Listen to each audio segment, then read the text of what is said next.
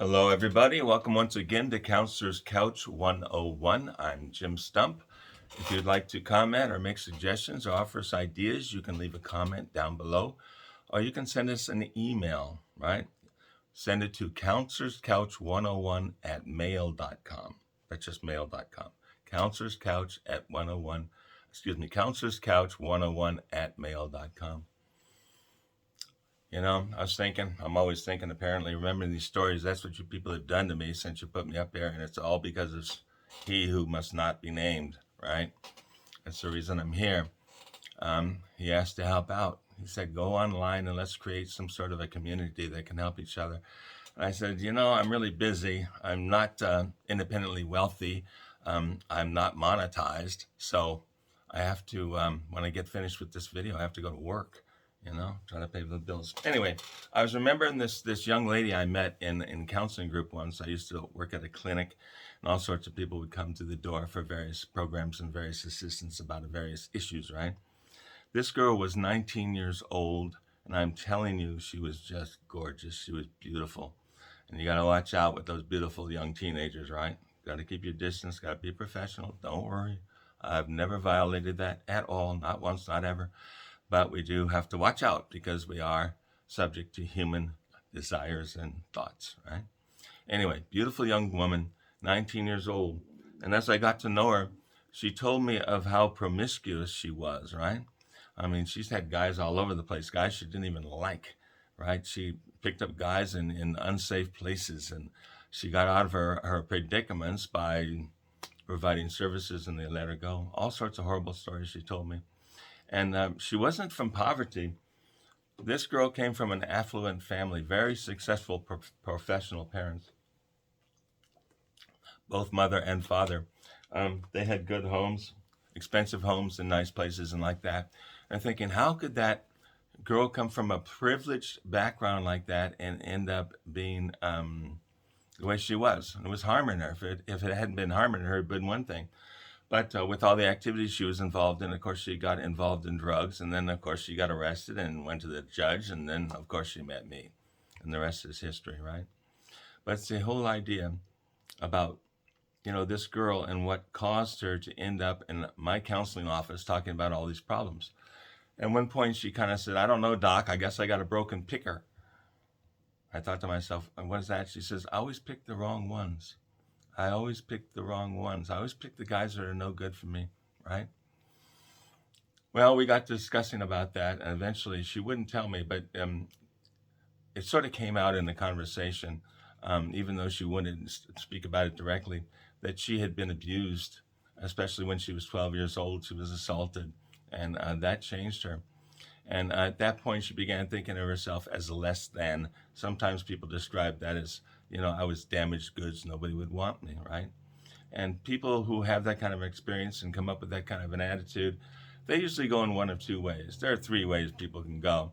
One way is they don't like men, or they don't like people who want to be intimate with them. And so they do everything they can to make themselves unappealing so people won't want to be close to them. Another way, one of the three, is to become very promiscuous, to put yourself into that lifestyle because that's kind of lifestyle you felt you were dragged into. So you become promiscuous and get involved on all the problems on that. A third way to handle things is pretend it never happened and just go on with your life and try to live as though everything's normal and you're fine. That can have problems as well because if we're repressing very negative feelings, they always come out in one way or another. But that's neither here nor there. And as we're going on in the group, not only her, but other people discuss that whole idea. We're always picking the wrong people, and we keep wondering why we do that. Well, somehow we have been bent, we have been shaped by our experiences, and that it causes us to tend to want to go to the type of person that we recognize and understand, people we can relate to. Even if they're not good for us, we go to them because we know how to deal with them. We know how to be with them. We don't know how to be with people that are going to treat us differently. Maybe people who would treat us more kindly, or maybe people who treat us even worse than the experiences they've all had. All right? This builds up a kind of a background and a foundation for how we live our lives. And I've seen a lot of people come and go through counseling sessions who've been through these things. They've been shaped by experiences. And at that point, they don't seem to know how to pick somebody who's good for them, right? I tell people, and this is true, by the way, I can walk into a room full of people, walk around the room and look around, and I can tell you every female I am attracted to, every one of them. But I also know none of them are any good for me, right? This is what I have learned. Why am I attracted to these people who are no good for me? Because it was what I was used to. It's what I understood. I could speak their language. We could get along. There was that commonality. So when we run across people who have had similar experiences in counseling, we tell them to take a different view and say, why don't you sort of remain single for a while? In recovery, they say you should remain single for a year. It's just an idea, really, not a fixed date. I think maybe it could take longer than a year, but at least a year. Don't go around looking for another partner, another boyfriend, another girlfriend for a year. Because if we go out right now in the condition we're in, we're going to make the same type of a choice again, and we're going to have the same sort of problems again. So let's take a year to stop, slow down, think about ourselves, think about where we came from, what caused us to be the way we are, and maybe some of the things that we like that are different and possibly we've never had in our life. Figure out what we want and then figure out how to get what we want, how to get into a good relationship. How do we make these things successful for ourselves, and therefore we can benefit others as well, right? So that's the drill. Say, don't get into any relationships because it'll just sort of like drag you down once again. And we talk about triggers. It'll put you back in the same space you were before when you had bad relationships. Stay apart, take some time, get calm, get quiet, and just think about your life and think about the changes you'd like to make and the people you'd like to have as friends and associates. And I say, that takes time. We have to practice this stuff. And that's why we go to counseling. We get some suggestions. We go out in the world. We practice them. Then we come back and talk about the results. And then we make some more suggestions for improvement. I mean, the counselor and the person we're talking to together. And we go out and practice that. And we keep doing that until we finally get to the place where the old habits have been replaced by better habits. And we're having better relationships. We're having better success in the world. And overall, we're happier, right? That's the drill, and that's how it's done. That's how I can walk into a room and know who I'm attracted to and know that I'm not going to strike up a conversation with that person.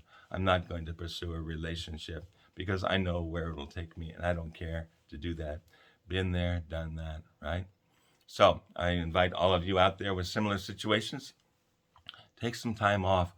If you're not in a marriage or anything, back away from relationships. Take some time to sit quietly, maybe talk with someone. It doesn't have to be a professional counselor, but talk with someone.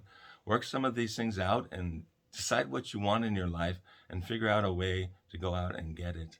It's a really good way to improve your life without having to go to any counselor at all.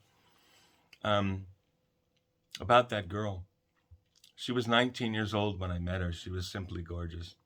A few years later, she dropped by the office one day and she said, "There's nothing going on. I'm fine. I just dropped by to say hello." And then she told me a few things. First of all, she wasn't pretty anymore. She had these marks on her face, disfigurements, discoloration, and she looked like she had some sort of a disease.